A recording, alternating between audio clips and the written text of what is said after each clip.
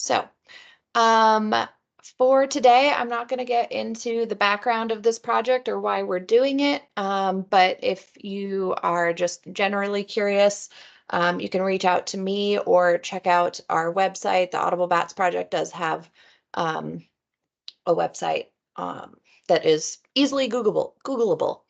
We're the only ones doing this kind of work right now. So let's get into it. Alright, so our two species of interest for the project are spotted and pallid bats. Spotted bats are generally considered a desert-dwelling species, but they will occupy dry conifer forests and commute to high elevation meadows. The one habitat feature they seem to specifically require is a sheer cliff face for day roosting.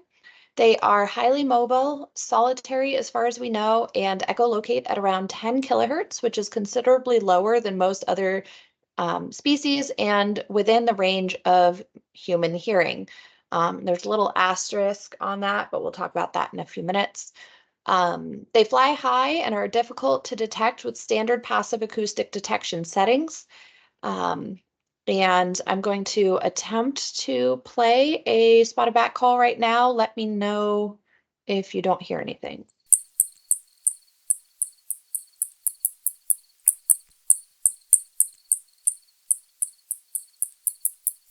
Okay. All right, so I'm assuming we all heard that, or at least enough of you heard that. If you didn't, you might not be able to do these surveys. So sorry. Um, we do tend to lose our upper frequency hearing first as we age. So like kids think spotted bats are super loud, and a lot of adults can't hear them very well. Kind of depends on how well you've taken care of your hearing over the years. But with spotted bats, what we're listening for is that single sharp tick produced at semi-regular intervals. So it's their echolocation call. So when they're in, kind of search phase mode, you're hearing tick, tick, tick, tick, tick. Once they zoom in on something like an insect or an obstacle, the rate that those ticks are coming through increases, but it's still just always a single tick at a time. For our second species, that's pallid bats. They are often considered to be a desert bat, but can be found in dry forests, ag lands, and sometimes cool, moist valleys. Historically, they were known to occupy the Willamette here in Oregon. Um, Pallid bats echolocate at a high frequency that humans cannot hear. But they exhibit two behaviors that make them particularly interesting for this project. They don't rely as much on echolocation for hunting as do other bat species. They listen for the sounds of terrestrial arthropods moving across the ground to hunt them. So they're very quiet when they're hunting, or they can be. And then additionally, they produce low frequency directives or social calls that are close to 10 kilohertz. These social calls are audible to the human ear and very distinct from those spotted bat echolocation calls. And though pallid bats may produce these calls in a number of situations, the calls are likely to be far more consistent near maternity colonies as the mothers communicate with one another and their offspring. Maternity colonies are often found in sheer cliff faces, though they do also seem to really like man-made structures as well. The pallid bat call consists of 2 to 3 audible sharp clicks in a row, and we'll play that real quick.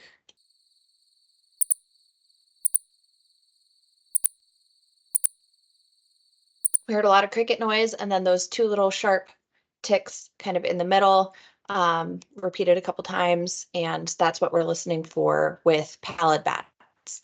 They are a little bit easier to miss than spotted bats, unfortunately. Um, so as some of you may be aware, this did start out as a very small citizen science project in Central Oregon, just looking at spotted bats. And we do feel that the public engagement and education aspect of this project is really important. And so we are continuing to conduct citizen science surveys and appreciate any help from our partners in spreading the word with the community throughout Oregon, Washington, and Idaho.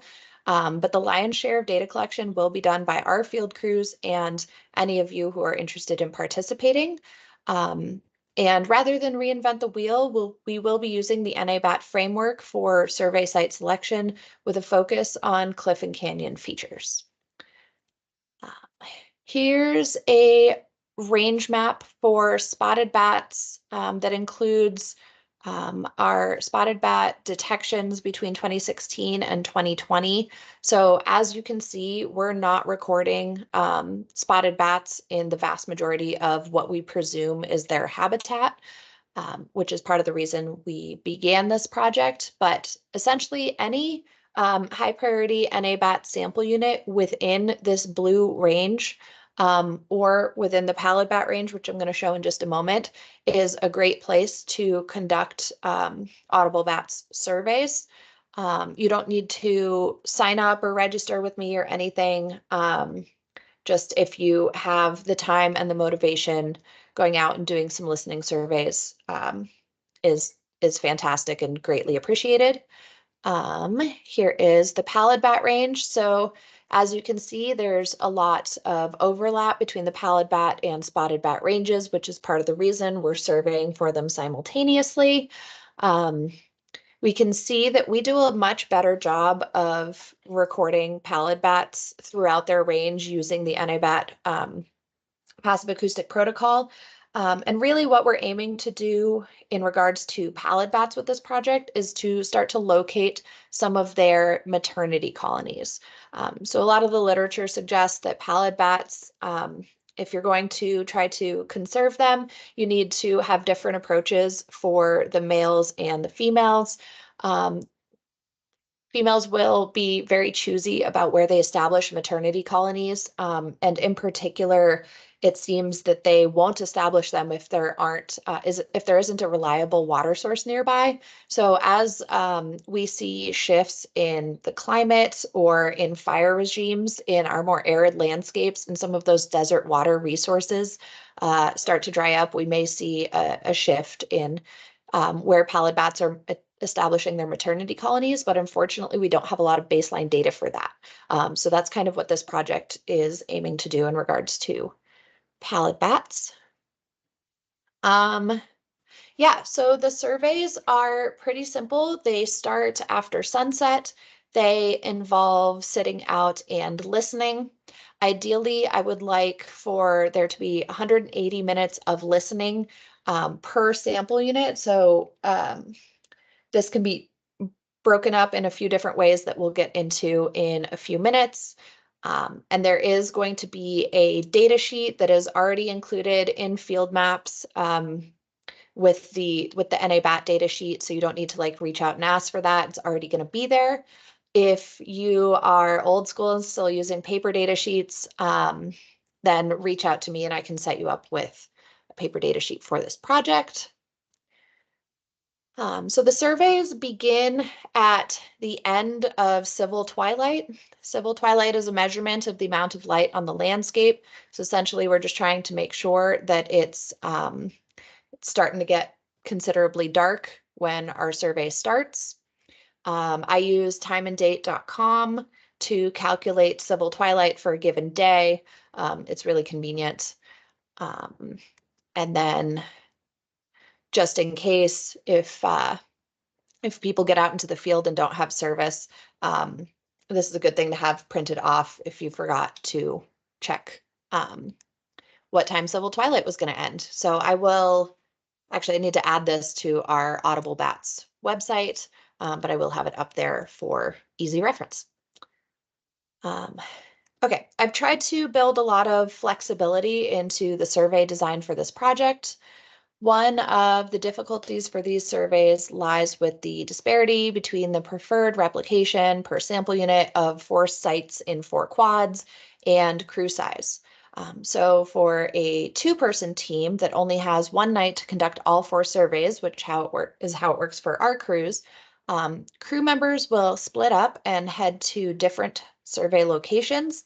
After each listening for bats for 45 minutes, they will move to a second location and listen for another 45 minutes. This will largely depend on the terrain, the roads, and how many high quality survey locations there are in a given sample unit. But at the least, they should be able to conduct 2 to 4 surveys in each sample unit that warrants an Audible Bats survey. So this image shows kind of like an ideal situation where there's a nice road going through multiple quads. In this hypothetical sample unit, the crew will drive out to that lower site. One technician gets dropped off. The other drives to a site in the northwest quad. They listen for 45 minutes. One of them walks to a second site, the other drives, and then, they get picked up and head back to camp. But that's not always how it's going to work. So uh, if you had a crew of 4 people, then each one could just take a different site. Like in this case, they're kind of stuck on one side of this canyon, and everyone's just going to sit out and listen for 45 minutes simultaneously. And then we've got that 180 minutes. I know it says 90 minutes on the screen. That was my bad. We've got that 180 minutes of survey time happening all at once. And then, of course, some sample units won't have much in the way of good habitat. In these instances, biologists and techs are encouraged to make the call to only survey the areas that have cliffs or accessible ridge tops, and then they can hang out for those full 90 minutes and just listen there. So I do have 4 survey sites in all of my kind of high priority sample units for the season. Those will show up on field maps. Deciding whether or not a site is appropriate for a survey will be up to each field office. And actually, you're all encouraged to select entirely new sites if you know of or see better alternatives. It is shockingly difficult to figure out kind of the sheerness of a cliff face from just like satellite imagery. There's not a lot of really great layers for that. Something can look almost like a cliff on a topo map, and then you get there and it's really more of a hill, that sort of thing. So yeah, I trust in your local knowledge to kind of make some judgment calls on that front. With that being said, the tops of cliffs are our #1 priority for these surveys. The bottoms of cliffs are really good. Tops of ridges are great. And then desert water resources are also good sites to survey. If you're going to be doing multiple locations in a night and one of them is a cliff top and one of them is a water source, do the cliff top first and the water source second. That way you're kind of giving the bats that potential time to commute from their roost site to that water source. I have found pretty consistently that when I hear spotted bats at water sources, it is later in the evening. The field maps form is going to be pretty simple, and again, just kind of packaged in with the NA bat form. If any of you did these surveys last year, we've changed things just a little bit. We've simplified a tad, but just like with NA bat, you're gonna hit the blue plus. And then under 2024 Audible Bat survey form, you'll hit new feature. Yeah, grits and CONUS will auto-populate again. Pretty standard on all of these fields. We've got detection target. That's a simpler field here. You don't have a million choices. Just type in what kind of detection target you've got. You're going to put in the survey start time and the survey end time. Again, we're using military time for this. And then how it works for the 2 species, you'll register them kind of separately. So the first time you hear a spotted bat, you enter that time. You keep track as you go throughout the evening. And then I just want the time for the last spotted bat that you heard. So the way that I do this is every time I hear a spotted bat, I update that field to the current time. And then that way at the end of the survey, I know when I heard my last bat because I haven't updated it since then. But if you haven't done that and you're like, oh shoot, I forgot to fill out last spotted bat and my survey's over, you can just estimate. I'm not sure yet how I'm going to be using those time fields exactly in my modeling. And then you'll do the same thing for pallid bats. I filled it out 0 because honestly, most of the time you will not be hearing pallid bats. But if you do, I'm going to be super excited. Yeah, so that's kind of it for field maps. Just remember to hit the little check mark at the top and submit it once you have service. I do encourage you to get to your first site before dark, if at all possible, and take a site photo. If you're going between multiple sites, it's not reasonable to ask you to take a site photo in the dark, so don't worry too much about that. We will do what we can. Um, okay, and with that, I just want to play a few more calls for you guys because they can be a bit variable and sound different in different situations. And then we'll go ahead and wrap this up. So here we go. And I encourage you all to quiz yourselves as I go through. So I'll play the calls first and then tell you what you were hearing. So while I play each of these, try to test yourself and see if you can tell the difference between the two species.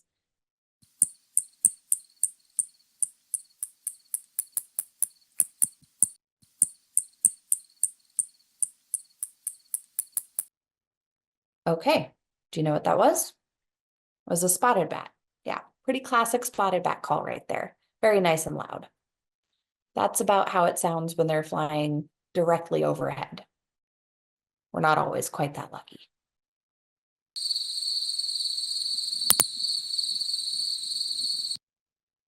Did you catch that? There's just one little double click in the middle of that little sound bite, and that was a pallid bat. Next.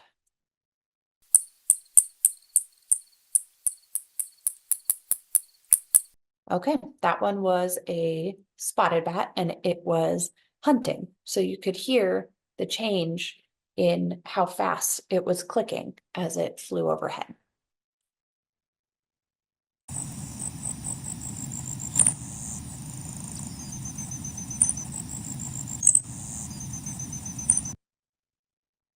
Okay, so that clip had a few different instances of pallid bat social calls. So they sounded a little different than the first one that I played. And because they're social calls and these are a form of communication, they can vary. We know that they vary regionally and that also possibly from individual to individual. But the key thing to note is that we had still a little double click. We could hear two distinct clicks back to back, and they didn't really follow a pattern outside of that. And so that's how we know that we had a pallid bat.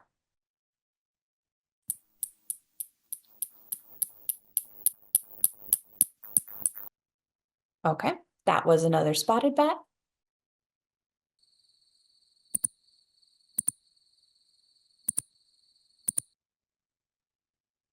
And at this point, I bet you know that that was a pallid bat.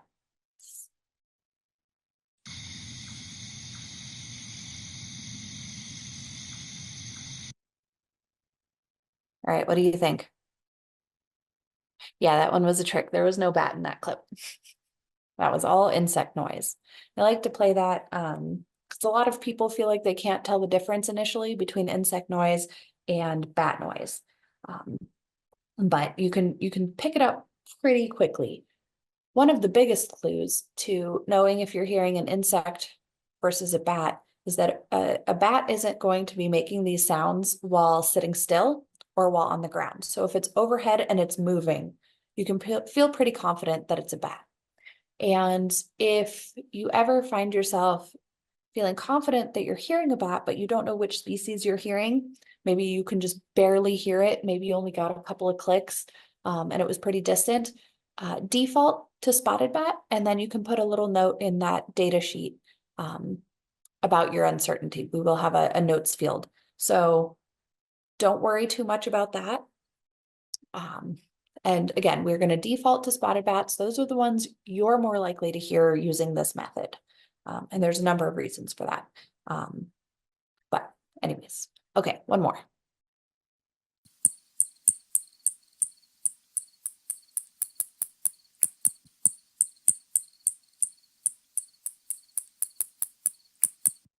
Okay, yeah, that was another really classic spotted bat.